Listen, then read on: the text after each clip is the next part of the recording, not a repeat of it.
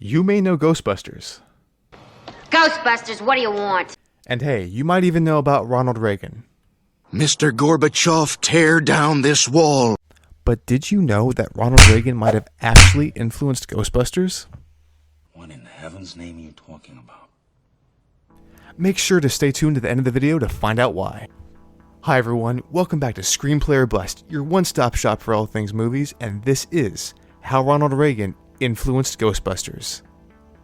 And before we begin, make sure to like, subscribe, and hit that bell icon to turn on notifications. And don't forget to check out the rest of the cinematic series. I'll be adding more videos to that very soon, so stay tuned. Let's get right to it. Our story begins in the 1980s, often referred to as the decade of excess, the decade of decadence, or the decade of greed. However, many also refer to the 1980s as the Reagan Era. This of course refers to Ronald Reagan. Ronald Reagan. Ronald Reagan? The actor? I mean, I guess he was an actor, but we're talking about Ronald Reagan, the President of the United States, who served from 1981 to 1989 and served as a domineering force in American politics for the decade to which he served. In my opinion, it was also a decade of great movies, but that's just me. That being said, every decade has their fair share of important historical and cultural events, and the 80s is no exception. But for the purpose of this discussion, we'll be focusing on three key historical cultural events. The first being the presidency of Ronald Reagan, i.e. the Reagan Era, or the era of Reaganomics. 2. The rise of neoliberalism. And 3. The expansion of the commercial Hollywood blockbuster. For the kids in the back, the Reagan Era / Reaganomics represented a period in American politics where conservative economic policies aimed to scale down quote-unquote wasteful government activity and reduce interference with the free market economy.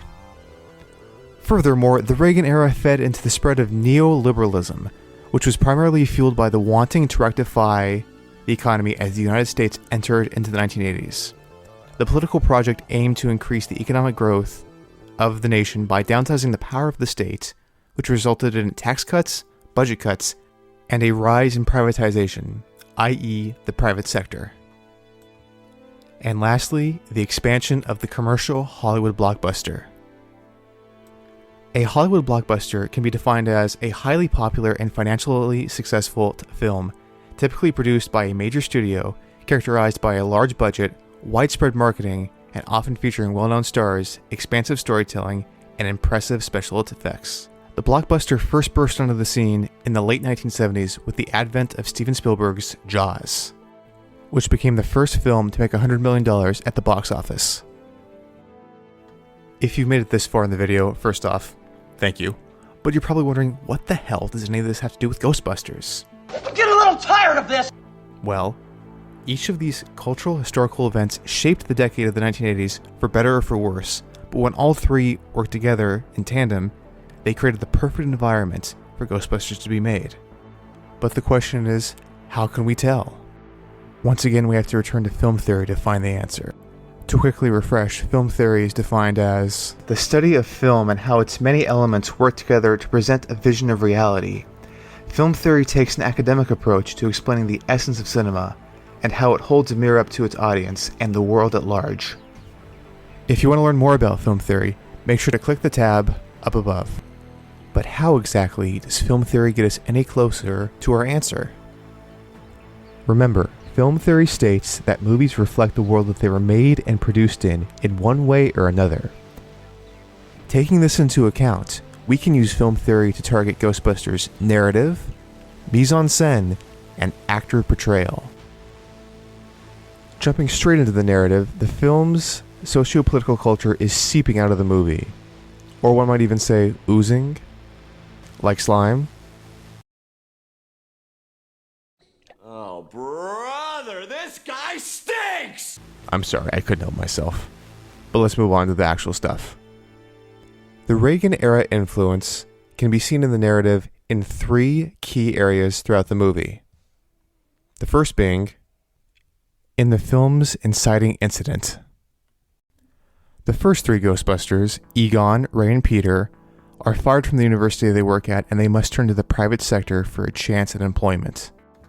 Although the circumstances around this firing are not extraordinary, it's the way the film frames the government-backed university against the private sector. From the start, we could see the government-backed university as callous, cold, and inefficient to change. And you have no place in this department or in this university. While the private sector, as Ray deems, is where results happen. I've worked in the private sector. They expect results. Furthermore, in order to start their enterprise of ghostbusting, they must turn to a dubious bank loan in order to get the sufficient funds to get off the ground. You're not going to lose the house. Everybody has 3 mortgages now. So now we know the scenario, but why does this even matter? How does it show that Reaganomics impacted Ghostbusters? We must remember that the political motivations of the 1980s aimed to scale down government activity and reduce interference in the free market economy. This was primarily executed by decreased government spending, deregulation of the major markets, and privatization, all of which are present in this inciting incident. The Ghostbusters lose their university job because of a cut government grant. They want to go into the private sector because it is viewed as favorable at the time. And they take a third mortgage out on Ray's childhood home, which is only possible because of decreased government regulation in banks at the time the movie was made. It is very important to note that the movie does not take a political side on Reagan era politics, whether they're favorable or unfavorable. They simply exist within the movie and serve a crucial role in progressing the story forward. Without the loss of their university position due to a cut federal grant, their transition to the private sector, or their ability to get a bank loan, the Ghostbusters would simply not exist in this fictionalized version of New York City in the 1980s. With the Ghostbusters formed, thanks in part to Reagan-era policies, we can now move on to the second part of Ghostbusters, where Ronald Reagan influenced it, and that is Mise-en-Scene. Mise-en-Scene is, of course, the physical setting of an action in a movie or narrative. This can include the setting itself, props, or things that occupy the space that an action takes place in. And within Ghostbusters, there is no shortage of this. For example, all of the coolest Ghostbuster props serve as the mise-en-scene influenced by Reagan-era politics. We're talking about the firehouse, the headquarters of the Ghostbusters, not to mention the Ecto-1, the vehicle they used to get around the streets of New York City, and lastly, the coveted proton pack. During the Reagan-era politics, it was viewed that government was inefficient, causing the need for budget cuts and deregulation. Both the firehouse and Ecto-1, which were previously a firehouse for New York City, and an old ambulance, both metaphorically represent failed government institutions made successful by the private enterprise of the Ghostbusters. Whereas the proton pack speaks more towards the deregulation present within the Reagan-era political landscape. But is that even something we need to be worried about? No sense worrying about it now. Why worry? Each of us is wearing an unlicensed nuclear accelerator on his back. The mere fact that our protagonists, the Ghostbusters, were able to develop unlicensed nuclear technology without government interference, which could speak to the Reagan administration's deep financial cuts to the EPA, the Environmental Protection Agency. So once again, Ghostbusters does not so much comment on the Reagan era, but deeply reflects the messages, policies, and choices made by the administration. And that of course takes us to our final point of influence, actor portrayal. Throughout Ghostbusters, there's a lot of us versus them mentality. The Ghostbusters being us, while them being the government agencies, whether it be the university or, as previously mentioned, the EPA. And in Ghostbusters, the EPA is figureheaded by a character named Walter Peck, or as he is commonly referred by, Dickless here. They caused an explosion. Wait, that can't be true. Did they really call him that? Yes, it's true. This man has no dick. Jokes aside, that further reflects the us versus them mentality. But that mentality is not specifically unique to the Reagan era, but a certain distrust for government agencies like the EPA certainly is, which is clearly evidenced by Ronald Reagan's famous quote, "I think you all know that I've always felt the 9 most terrifying words in the English language are, I'm from the government, and I'm here to help." And it's quotes like this that really provide nuance to the performances given by the actors in Ghostbusters. To the EPA, a government institution, are portrayed as combative, erratic, and otherwise ignorant to the needs of the moment at the end of the film where Gozer invades New York. While the Ghostbusters, Egon, Ray, Peter, and Winston are portrayed as cool, casual, and collected. A perfect example can be seen from the previous clip. Shut off by Dickless here. They caused an explosion. And it is this clear contrast that paints the protagonist and antagonist in the film, who we should be rooting for and who we should be rooting against.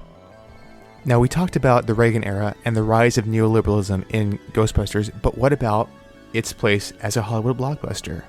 Ghostbusters is most definitely a Hollywood blockbuster, as it matches the description from head to toe.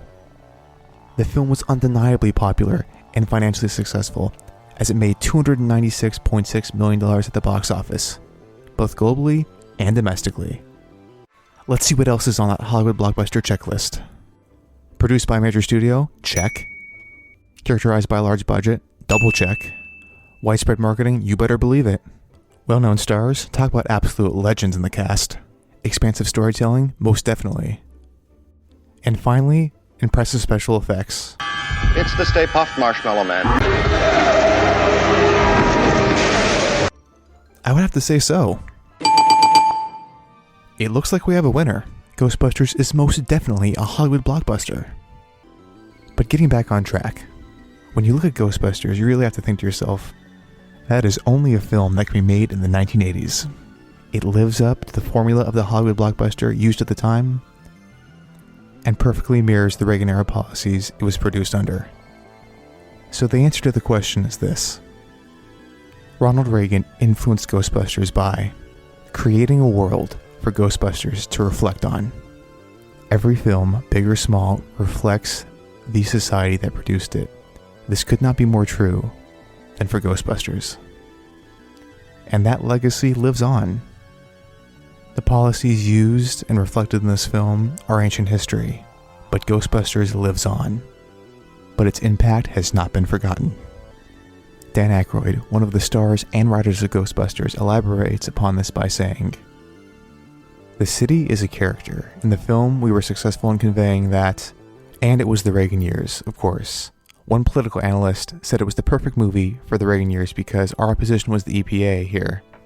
We were new entrepreneurs, a startup company if you will, and we were contravening environmental laws, so nothing politically correct there about the Ghostbusters, and it very much hewed to the time in terms of what was going on in the city. And if that doesn't solidify the effect of Ronald Reagan on Ghostbusters, I don't know what will." Because that's not all. Tell them, Egon. Wait. There's more? You're telling me that Ronald Reagan was actually referenced in a Ghostbusters movie? No way. Economy was good. Reagan years. Well, that's all I got, folks. Thank you so much for tuning in, and don't forget to like, subscribe, and hit that bell icon to turn on notifications. And remember, whether you're writing screenplays or busting ghosts, it really is screenplay or bust.